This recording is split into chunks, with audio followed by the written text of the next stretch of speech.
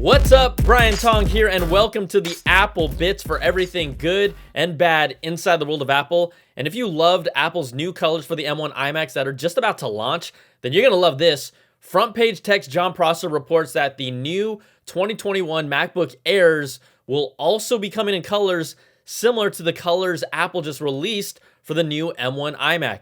And he also just dropped these renders to give us an idea of what they look like based on what he's seen. And I love these lighter metallics here that look to match the lighter colors from the iMac. I mean, they look awesome, and I know some of you want the more bolder colors. You know what? I'll take either. You can see the white or light gray border around the edge of the display that aligns with the iMac design cues. And then look at that body, yaddy, yaddy, yaddy. The wedge shape is gone, and we've got a consistent flat body for the new MacBook Air. And then you got those two white strips at the bottom. They look like they'll be replacing the 4 feet thingies, because thingies is a technical term. But your iMac could match your MacBook Air, could match your iPhone. Yeah, matchy matchy. Now it feels like the natural and logical thing to happen, but hearing it now just makes more sense, even if it's still a rumor. But I love the colors, and I am all in on this. Prosser says his source is the same one that told him back about colors coming back to the iMac family, and they were first teased as potentially being similar to the iPad Air 4 colors, but ended up being a combination of deep and lighter shades of the rainbow, which again, I absolutely love. It was actually a surprise when they revealed it, and I like surprises. Now, Prosser says his source has been very cryptic about details, but he assumes that this new MacBook Air will also be powered by Apple's new M2 chip in 2021. We know that Bloomberg reported that Apple is working on their next-gen chip with a possibility of 20 cores total. That would bring 16 high-performance cores, and that's twice as many as the M1, and 4 efficiency cores this year. Now, they didn't guarantee this would be the final number because this is a complex process, and we could see either 8 or 12 high-performance cores depending on production. That would be another major evolution of the product, especially you got the stellar performance and efficiency that we've already seen in the M1 MacBook Air, the M1 MacBook Pro, and the M1 Mac Mini. And look out, 2021 is absolutely going to be the year of the Mac, and if the M2 happens in the Air, get ready to see some grown men cry. And that includes many of you watching right now. Earlier rumor reports about the new MacBook Air from Bloomberg's Mark Gurman in January claim Apple has even been working on a thinner and lighter form factor. He reports it will also include the return of Apple's MagSafe charging connector, a pair of USB 4 ports, and a next-gen processor believed to be the M2. Apple even considered making a 15-inch version of the new Air, according to Bloomberg, but Apple isn't going to move forward with those plans. We have Digitime's Ming-Chi Kuo, who had previously reported that a new MacBook Air coming in 2022 will feature a mini LED display as well. Now that remains to be seen, but the 12.9-inch iPad Pro is already getting a mini LED display this year. Bloomberg does say that the new MacBook Pro is expected sometime in the second half of this year, or at the earliest sometime in 2022. But hold on to your butts, because if this is all true, and if this is what's in store for the Air, like, I'm a 16-inch MacBook Pro user, and it just gets me more juice to see what they end up doing with that machine after I hear what they're doing with this machine.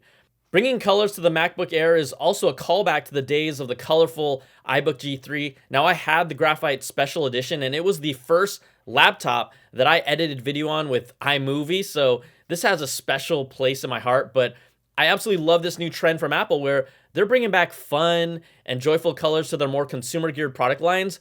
It's a great callback for longtime users, and I honestly wish they did even just, throw a few colors out there for their Pro products as well. Like, throw the Pros a bone. Why do vibrant colors have to stick with the consumer lines? But then I kind of get it after seeing the reaction to the new iMac colors that have led to really some of the most polarizing opinions I've seen from the Apple community in a long time. I mean, it's everything from its design to its chin, which I have no problem with, to its use of colors, and then the light gray bezel. That's right, it's a gray and not a white. But it should honestly be a computer people have strong opinions about, because colors are super personal, and the color you choose is going to connect you to this machine more than ever. A lot of the tech world, I know you like to keep it space gray, silver, black, or white, and that's classy and cool, but outside of our bubble, general consumers actually enjoy colors. And it's okay, guys. Don't be afraid of colors. By the way, Team Purple, Team Green over here, and you can tell me what team color you are, but my colors are better than yours.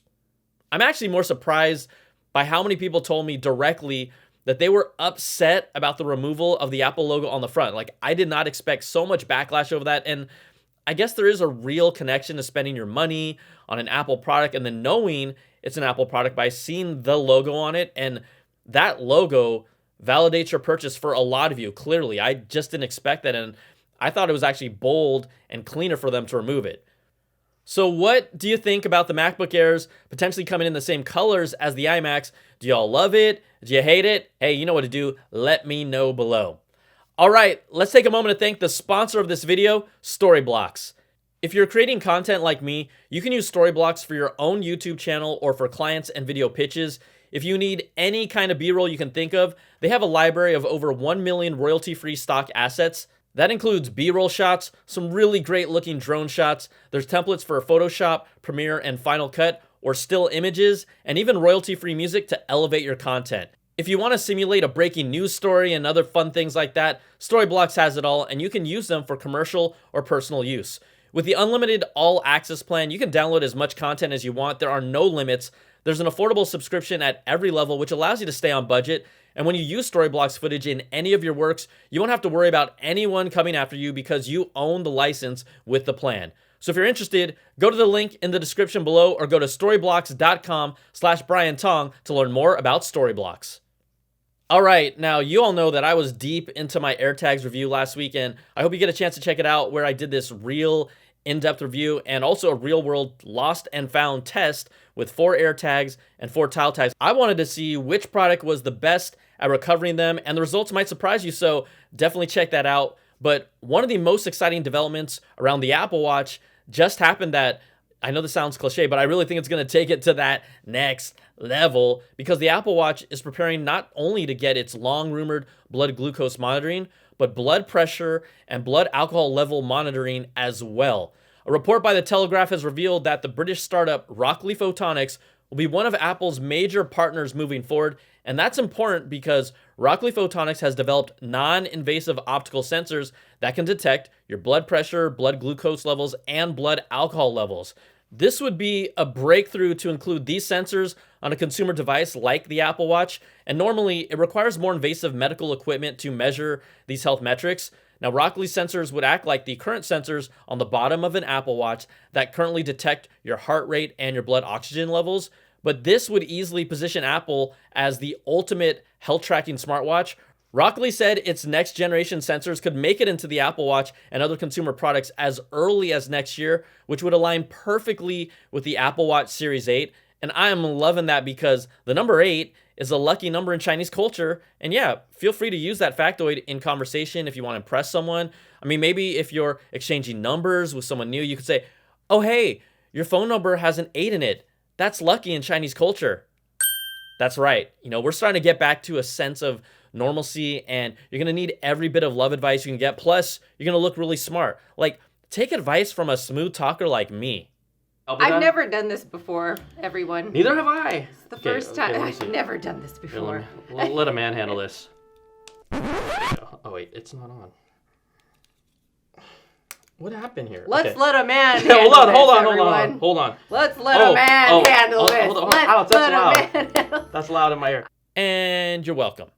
But back to the story, which is more important. The reports that we've seen around this year's Apple Watch Series 7 have claimed that it will be getting blood glucose monitoring, and that's a huge deal already for people suffering from diabetes.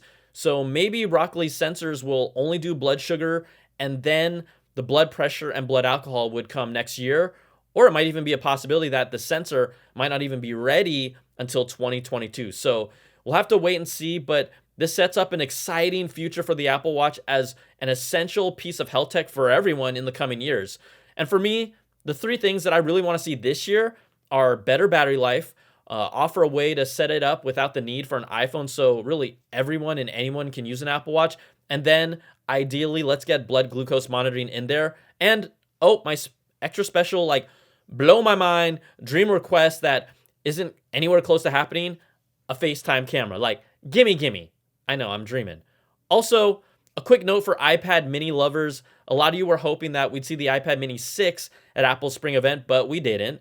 The latest report from Ming-Chi Kuo says Apple is planning to release it in the second half of this year, so you're just going to have to be patient. It's still keeping the general form factor that you've known, and it won't be transitioning to an iPad Pro-like design. It's expected to have a Touch ID button, but reports have pointed to a slightly larger 8.4-inch display with slimmer bezels on the side compared to its current 7.9-inch display because, every half inch counts. Plus, a good old lightning port at the bottom with no expectation of mini LED coming to this model, especially since the 11-inch iPad Pro doesn't have it either. All right, that's going to do it for this video. If you like what you see, give me that thumbs up, subs up, and hit that notification bell, ding, to get all my videos when they drop. Plus, if you want more Apple goodness, you can check out my Apple Bits XL audio podcast to get the latest deep dive with all these stories and new ones every week with special guests. Thanks so much for watching, and I'll see you next time. iMac colors? MacBook Air colors. I dig it. All right, take care and be safe. Peace.